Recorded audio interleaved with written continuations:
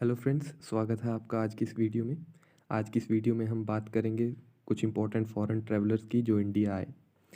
तो शुरू करते हैं। सबसे पहले जो इंपॉर्टेंट फॉरेन ट्रैवलर जो इंडिया आए वो थे मेगास्थनीज। मेगास्थनीज जो थे वो एक एम्बेसडर थे सेल्यूसिस निकेटर किंग के। सेल्यूसिस निकेटर जो थे वो अलेक्जेंडर के एक जनरल थे और सीरिया का जो इलाका था वहाँ के वो किंग थे। तो उनके जो एम्बेसडर के रूप में मेगास्थनीज को उन्होंने भेजा to the court of Chandragupta Maurya. Chandragupta Maurya जो कि मौर्य डायनेस्टी के फर्स्ट किंग थे। और चंद्रगुप्त मौर्य को किंग बनाने में किसका सबसे ज़्यादा इम्पोर्टेंट रोल था? वो थे चाणक्य, जिनको हम चाणक्य या कौटिल्य भी कहते हैं, है ना। तो चाणक्य ने भी एक बुक लिखी जिसका नाम है अर्थशास्त्र। अर्थशास्त्र जानते होंगे आप सब, अर्थशास्त्र। तो अर्थशास्त्र एक बुक थी जो चाणक्य ने लिखी। बात करते हैं मेगास्थनीज की। तो मेगास्थनीज जो थे उन्होंने जब इंडिया में आए तो उन्होंने जो कुछ भी यहाँ पर देखा, यहाँ की सोसाइटी के बारे में, यहाँ की फ्लोरा एंड फौना के बारे में भी उन्होंने अपनी एक बुक जिसका नाम है इंडिका, उस बुक में उन्होंने ये सब लिखा। उस बुक में वो बताते हैं कि इंडिया के जो सोसाइटी है वो 8 पार्ट्स में या 8 कास्ट में डिवाइडेड है। फ्लोरा एंड फौना की बात करें तो वहाँ पे उन्होंने बताया कि एलिफेंट्स जो हैं, यहाँ के जो एलिफेंट्स हैं इंडिया के, वो काफ़ी बड़े हैं as compare to the that of जहाँ से वो आए थे, सीरिया वगैरह से। वहाँ के एलिफेंट से यहाँ के एलिफेंट बड़े हैं और उन्होंने यहाँ आके उन्हें ये भी पता चला कि एलिफेंट्स को टेम भी किया जा सकता है। ठीक है। तो नेक्स्ट जो हैं हमारे इम्पोर्टेंट ट्रैवलर वो हैं फाहिन या फाशियन जिनको कहते हैं।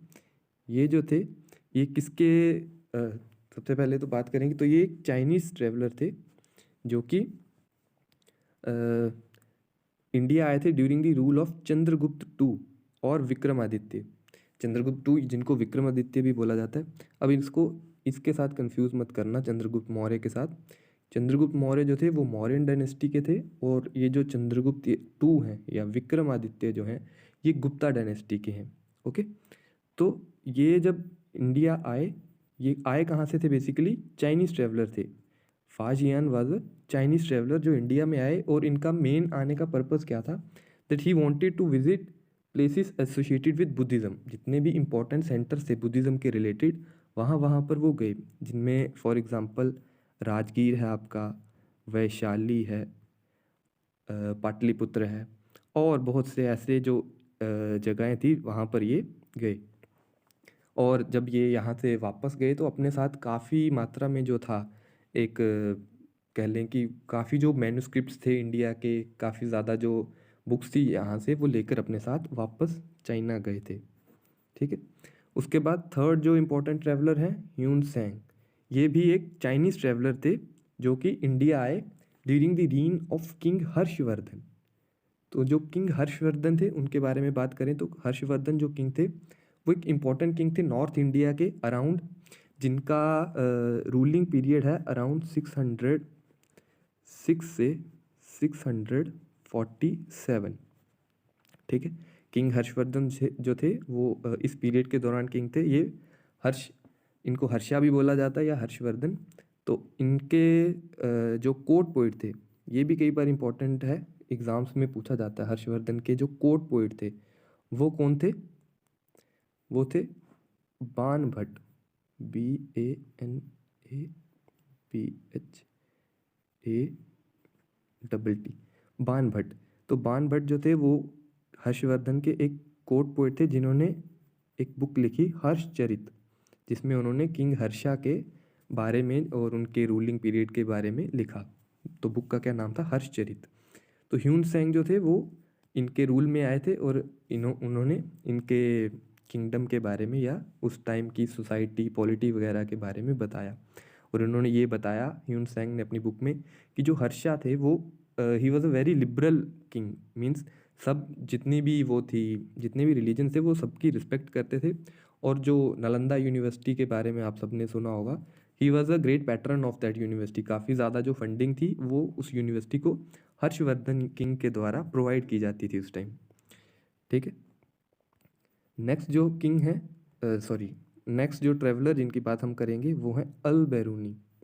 तो अल बैरूनी जिनका रियल नेम क्या था, अबू रेहान महमूद, वो इंडिया में आए थे along Mahmud of Ghazni. Mahmud of Ghazni वही किंग जिनके द्वारा इंडिया को 17 टाइम्स प्लंडर किया गया।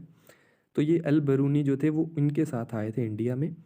और अल बैरूनी जो थे उन्होंने भी काफ़ी इंडिया में ट्रैवल किया और काफ़ी सारे जो इंडियन एंशियंट बुक्स थी कह लो, जैसे इवन भागवत गीता, पुराण्स, उपनिषद, उनकी इन्होंने काफ़ी ज़्यादा जो ट्रांसलेशंस थी वो की पर्शियन में। और ये एक बात लिखते हैं इंडिया के बारे में कि यहाँ की जो इंडिया के बारे में, खासतौर संस्कृत के बारे में ये लिखते हैं कि एक ऐसी लैंग्वेज है इंडिया में जो जिसमें बहुत सारे स्क्रिप्चर्स हैं, बहुत सारी राइटिंग्स हैं, लेकिन वो जो लैंग्वेज है वो सिर्फ एक सर्टेन सेक्ट ऑफ सोसाइटी के द्वारा बोली जाती है, यूज़ की जाती है या उसको जानते हैं। और वो सेक्शन कौन सी है, ब्राह्मण्स, कि वो जो सिर्फ ब्राह्मण्स को ही आती है और वो जनरली उसमें कुछ भी बातचीत नहीं की जाती है, उस लैंग्वेज को इतना बोला नहीं जाता है, लेकिन फिर भी जितने भी इंपॉर्टेंट टेक्स्ट हैं इंडियंस के वो उसी लैंग्वेज में यानी कि संस्कृत में। तो उन्होंने अपनी जो बुक लिखी उसका नाम क्या था, तहकीक हिंद। तहकीक हिंद नाम की उन्होंने एक बुक लिखी जिसमें वो ये सब चीज़ें जो हैं वो डिफ़ाइन कर रहे हैं या उसके बारे में बता रहे हैं अपनी बुक में। ठीक है। नेक्स्ट जो थे वो है मार्को पोलो। मार्को पोलो ये एक वेनिशियन ट्रैवलर थे, वेनिशियन यानी वेनिस से आए थे, जो कि बेसिकली एज अ ट्रैवलर थे और ट्रेडर थे, जो कि during the reign of Pandyan king Madhavarman. Pandya king जो साउथ इंडिया की एक इम्पॉर्टेंट डायनेस्टी रही है, पांड्याज, चोलाज और तीसरी चीराज। तो ये जो थे ये पंड्याज के किंगडम में आए थे। और पंड्याज की कैपिटल अगर मैं पूछूं तो क्या है, पंड्याज की जो कैपिटल थी वो थी मदुराई। पांड्या किंग्स की जो कैपिटल थी वो थी मदुराई। तो ये पंड्यन किंग्स जो थे उनके रीन में आए थे, या उनके कह लें कि उनकी टेरिटरी को उन्होंने विजिट किया और उसके बारे में ये लिखा था उन्होंने। उसके बाद नेक्स्ट जो है वो है इब्न बतूता। इब्न बतूता एक फॉरेन ट्रैवलर थे, मोरक्कन ट्रैवलर थे, मोरक्को से आए थे यानी मिडल ईस्ट से आए थे। और इन्होंने अपनी जो बुक लिखी उसका क्या नाम है, रेहला। रेहला नाम की बुक में इन्होंने अपनी सारी रिकॉर्डिंग्स रिकॉर्ड करी। तो ये किस किंग के दौरान आए थे, वो थे मोहम्मद बिन तुगलक। मोहम्मद बिन तुगलक जो कि तुगलक डायनेस्टी के किंग थे।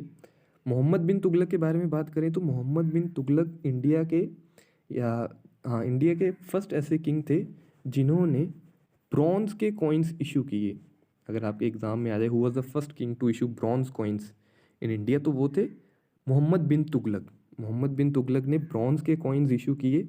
और एक नोटेबल चीज़ इन्होंने की कि इन्होंने अपनी कैपिटल को दिल्ली से, सॉरी स्पेलिंग गलत हो गई, इन्होंने अपनी कैपिटल दिल्ली से शिफ्ट करी।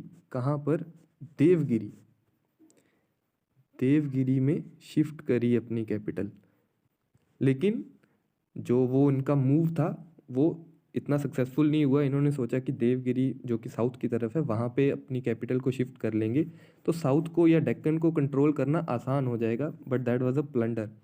और इनको वापस कैपिटल जो थी वो दिल्ली शिफ्ट करनी पड़ी, जिसकी वजह से लोगों को काफ़ी ज़्यादा इनकन्वीनियंस वगैरह हुआ। So he was not that much famous among his subjects. और जैसा मैंने बताया कि he was the first one to issue bronze coins. तो ब्रॉन्ज कॉइन्स इशू करने से भी ये हुआ कि काफ़ी ज़्यादा जो लोग थे वो खुद के ही ब्रॉन्ज कॉइन्स बनाना शुरू कर दिए। तो जो फेक करेंसी थी वो काफ़ी ज़्यादा सर्कुलेट होने लगी। तो उसके बाद फिर इनको वो ब्रॉन्ज करेंसी भी वापस लेनी पड़ी। तो इस वजह से भी काफ़ी ज़्यादा नुकसान उठाना पड़ा जो थी ट्रेजरी थी। तो ये जो कुछ थे मोहम्मद बिन तुगलक के, एक कह लें कि बहुत ही थे तो revolutionary ideas, but they were not successful. Okay. Next जो बात करें तो वो है अब्दुल रज़ाक। अब्दुल रज़ाक भी एक पर्शियन ट्रैवलर थे जो कि कैलिकट में आए थे to the court of Zamorin. Zamorin वहाँ के किंग थे, उनके कोर्ट में आए थे। और इन्होंने जो मोस्टली विजिट किया वो है विजयनगर एम्पायर और उसकी सिटीज़ को। विजयनगर एम्पायर की बात करें तो विजयनगर एम्पायर की कैपिटल अगर मैं पूछूं तो वो क्या है? हम्पी। काफ़ी ज़्यादा एग्जाम्स में पूछा जाता है। विजयनगर एम्पायर की कैपिटल क्या थी? हम्पी। जो कि आज भी अगर एक इम्पॉर्टेंट टूरिस्ट डेस्टिनेशन है जहाँ पर आपको बहुत सारे उस एंशियंट सिटी के रूइंस मिलेंगे। तो बात करें हम्पी की या विजयनगर एम्पायर की, तो इसकी स्टार्टिंग कब हुई थी? 1336 में। 1336 में इसकी किंगडम की शुरुआत की गई थी। किसके द्वारा? दो ब्रदर्स कह लो या दो लोग जिनका नाम क्या था? हरिहर और बुक्का। हरिहर HARIHAR हरिहर और बुक्का BUKKA। हरिहर और बुक्का ये जो थे ककाटिया जो डायनेस्टी थी उसके दो जनरल्स थे। ककाटिया डायनेस्टी, चलो इतना डिटेल में नहीं जाएंगे, फिर भी ककाटिया डायनेस्टी जो थी वो साउथ इंडिया की इंपॉर्टेंट डायनेस्टी है, आंध्र प्रदेश वगैरह साइड का जो एरिया वहाँ की। तो उनके दो जनरल्स थे ये, और इनके द्वारा ये विजयनगर एम्पायर जो था उसकी स्टार्टिंग की गई। तो विजयनगर एम्पायर एंड कब हुआ था ये आप लोग मुझे कमेंट में बताएंगे, और कौन सी वो इम्पोर्टेंट बैटल थी जिसके बाद विजयनगर एम्पायर का डाउनफॉल हुआ था। ओके, नेक्स्ट हम बात करें तो विलियम हॉकिंस और थॉमस रो। विलियम हॉकिंस और थॉमस रो नाम से ही पता चल रहा है ये दो इंग्लिश वो थे एम्बेसडर्स थे। एम्बेसडर्स किसके? किंग जेम्स वन के। तो ये भी एक इम्पॉर्टेंट पॉइंट है। किस किंग के ये थे? जेम्स वन के। और to the court of Jahangir. Jahangir जो कि मुगल एम्परर, उनके कोर्ट में ये आए थे। तो sent by king James one of England. ठीक है, तो ये थे दोस्तों कुछ important travellers. I hope it would have तो आई होप ये वीडियो आपके लिए हेल्पफुल होगा। अगर आप चाहते हैं कि ऐसी ही इम्पॉर्टेंट टॉपिक्स पे वीडियोस और बनाते रहें हम, तो प्लीज़ चैनल को सब्सक्राइब कर दीजिएगा और अपने फ्रेंड्स वगैरह के साथ शेयर कर दीजिएगा। Thank you and good bye.